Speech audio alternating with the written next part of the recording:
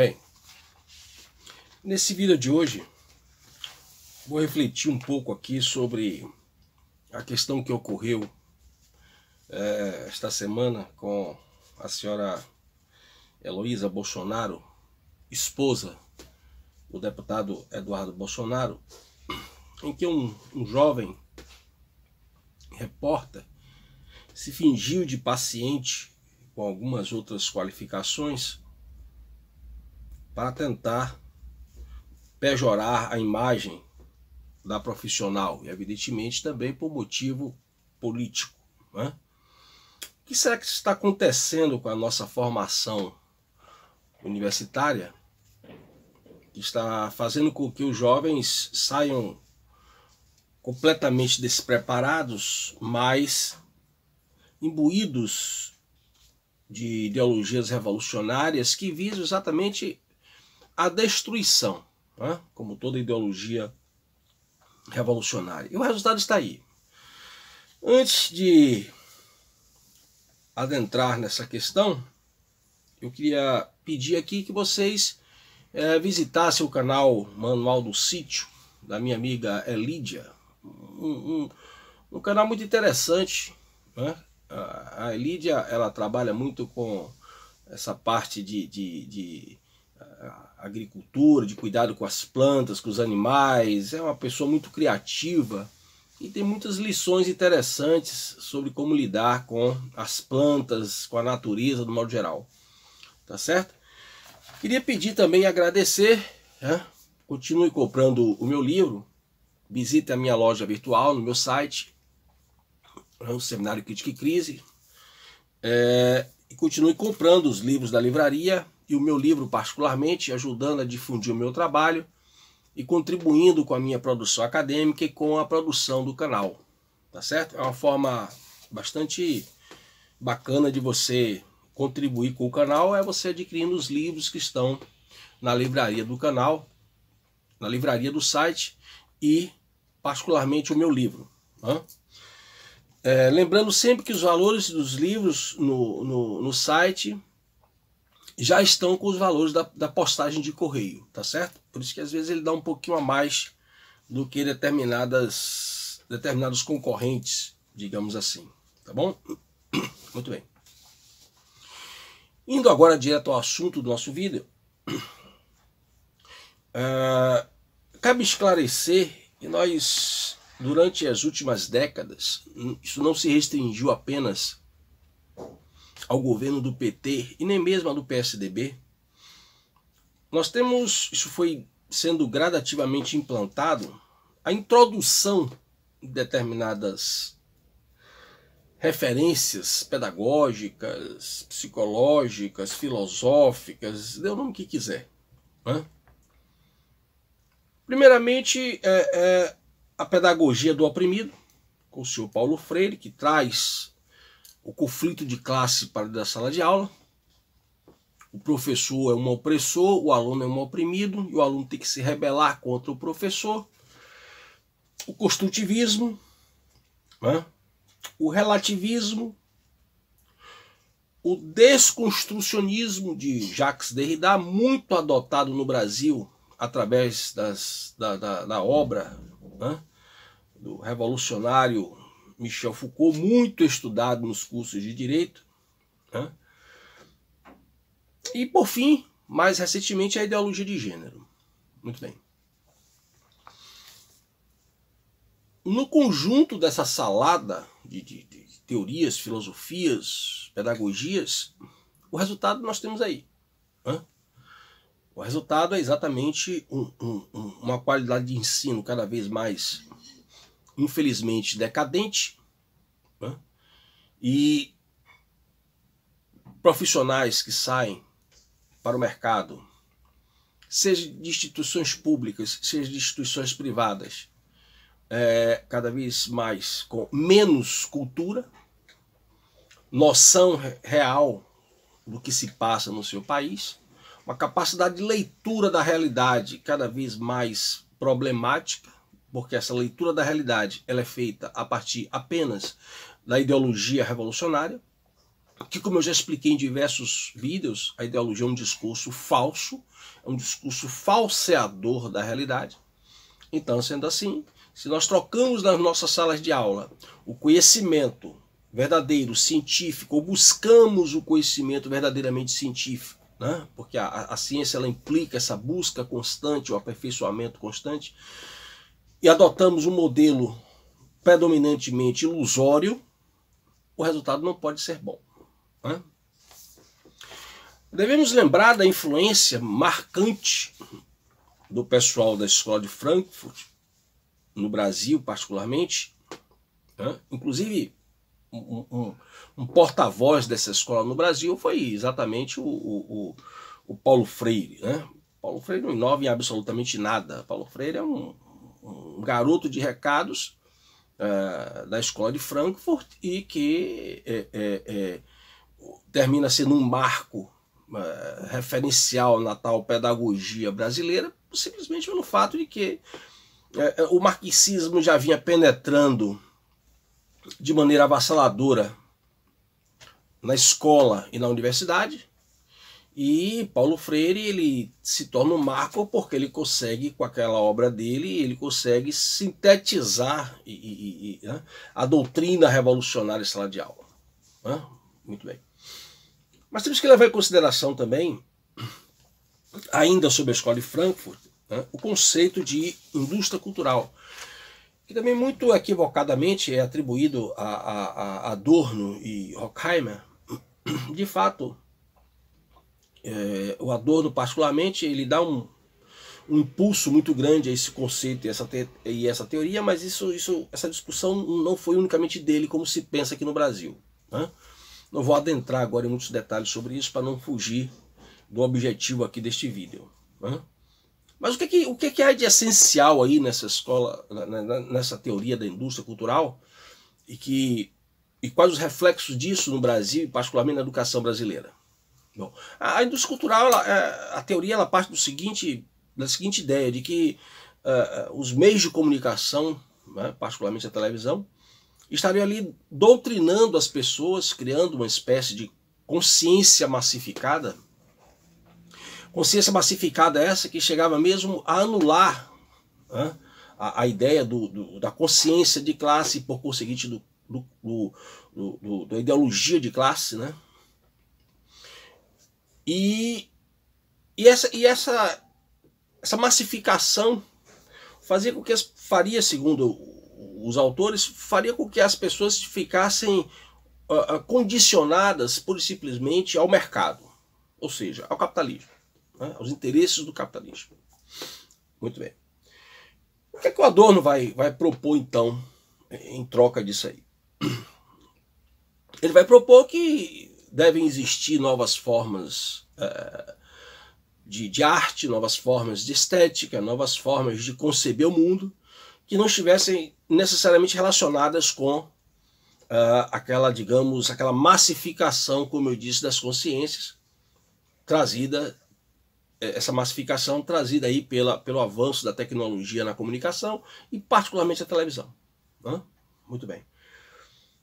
Qual o resultado disso aí, né, trocando em poucas palavras, qual o resultado disso aí? O resultado disso aí é que você vai ter, então, outros modelos de arte alternativa, outros modelos de estética alternativa, outras formas de ver o mundo de maneira alternativa, ou seja, de maneira revolucionária, né? Então você estranha, talvez, quando você vê esse discurso, né, transita por aí, né, de que o ânus é lindo, né, de que criança apalpando adulto dentro de um ambiente de exposição de arte é expressão da consciência, é arte, né?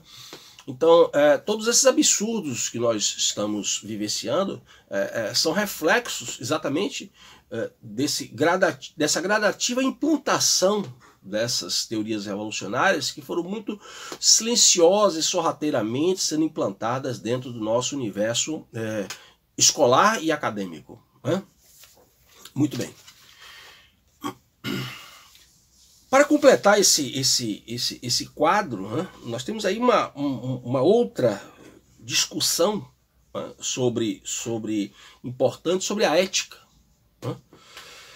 A ética que a princípio poderia ser pensada e definida, como muito foi, né, como uma ciência da conduta, ou dirigir disciplinarmente a conduta do homem com o objetivo de alcançar o bem e a virtude, né? Essa ética começa a ser discutida e começa a ser transformada, aonde o objeto desta ética não é mais o homem, no sentido individual do termo, e muito menos o bem e a virtude, tal como vinha até então, como herança inclusive da Idade Antiga e da Idade Medieval. Né? Essa ética passa a ser discutida em termos coletivos. Então você começa a tirar o homem, o indivíduo de cena, como objeto desta ética e passa a trazer esta ética para o ambiente do coletivo. Para trazer esta ética para o ambiente do coletivo, sair do individual para o coletivo, tornou-se fundamental, né, a adoção desses dois conceitos extremamente perigosos, que é exatamente, né, o do relativismo e o do desconstrucionismo. Por isso vem a ideia de consciência crítica. Consciência crítica significa exatamente criticar, como diz Lenin, né, no seu famoso manual revolucionário, O que fazer, né, criticar é derrubar. Criticar é derrubar o inimigo. Então você tem que derrubar todo o discurso do inimigo, você tem que derrubar todo o discurso do seu opositor. Daí esse conceito, inclusive, muito paulo freireano de consciência crítica, né? Ou seja, você adota um discurso onde você não aprende o que está sendo ensinado, você não aprende nada sobre o real. O seu papel é apenas criticar aquilo que é apresentado para você, seja como o mundo real da natureza, seja como o mundo construído por um viés, digamos, acadêmico-científico. Muito bem. Qual o resultado disso? Mais um pouquinho. Né? Qual é o resultado disso? O resultado disso nós estamos assistindo aí, quando, por exemplo, nós vemos esses garotos e garotas que saem de faculdades de comunicação e jornalismo, né? Quando estão lá tentando arguir, né, o porta-voz da presidência da República, e as perguntas são as mais medíocres e ridículas possíveis. Né? Ou seja, esses jovens eles mostram naquelas perguntas inteiramente imbecis que eles não entendem absolutamente nada do Brasil. Eles não sabem o que perguntar. E o mais do que isso, eles acham bonito estarem fazendo perguntas ridículas. E isso é o mais ridículo, isso é o absurdo. Né? Eles acharem que é bonito, que é interessante que eles estão ali, sabe? São, né, best-sellers da reportagem ao fazer aquelas perguntas ridículas, infantis, próprias muito mais de um calouro de comunicação e jornalismo do que de uma pessoa formada, empregada inclusive em grandes jornais do Brasil. Isso é o que é o mais assustador. Né? Muito bem. Isso ganhou uma expressão essa semana, uma expressão muito grave, né? Quando ocorre esse verdadeiro atentado contra a dignidade pessoal e profissional, seja lá de quem for. Né? Ganhou evidentemente notoriedade por se tratar da esposa de um deputado federal, filho do presidente da República, né? Quando atentou contra a dignidade profissional e pessoal da senhora psicóloga, né, Heloísa Bolsonaro. Mas situações como essa, elas têm sido comuns, como eu já tentei esclarecer, tentei exemplificar, na própria questão das perguntas que são feitas ao porta-voz da presidente da República. Basta ver também, eu não perco mais meu tempo lendo isso, mas de vez em quando eu sou obrigado a ler alguma coisa, até por conta das redes sociais, até para acompanhar um pouco essa mediocridade e falar com conhecimento de causa, né? As matérias que são feitas em determinados blogs virtuais, etc, etc, né? Mostra o total desconhecimento do Brasil, mostra o total desconhecimento da geopolítica atual, das relações políticas internas do Brasil, do que está acontecendo realmente com o Brasil. Então observem que tudo isso que foi feito durante décadas, e aí me perdoem a sinceridade, mas com a omissão da família, né? Porque no Brasil eu digo até que a minha geração é culpada por isso, né? Nós permitimos que isso acontecesse. Naquela coisa de que o que nós passamos com os nossos pais, como se tivéssemos passado um verdadeiro inferno, que não é verdade, né? Já estávamos, inclusive, contaminados também com essas ideias revolucionárias antifamília, né? Para pensarmos dessa forma. E nós terminamos por deixar as portas abertas para essas ideologias e pedagogias revolucionárias adentrarem as escolas e contaminarem os nossos filhos e as novas gerações. Né? Temos que fazer esse reconhecimento de culpa, né? Até para que nós possamos tentar reverter esse quadro. Né? E aí o pessoal ficou tranquilo. Né? Se você olhar os Estados Unidos, a família brasileira vem sofrendo pancada desde os anos 50, 60, eu já comentei isso em outros vídeos. Né? O pessoal vem batendo mesmo, a antropologia, a sociologia, a psiquiatria, psicologia, né? O pessoal vem batendo na família americana desde os anos 50 e 60 e batendo pesado. Né? E você vê a resistência do povo americano com relação a isso. Foram muito contaminados, o prejuízo foi grande, particularmente a partir do governo Obama e Hillary Clinton. Isso avançou bastante, né, essas ideologias revolucionárias, mas ainda há uma forte resistência. No Brasil, nós só percebemos que estávamos sendo roubados depois que o ladrão já estava dentro de casa. Né?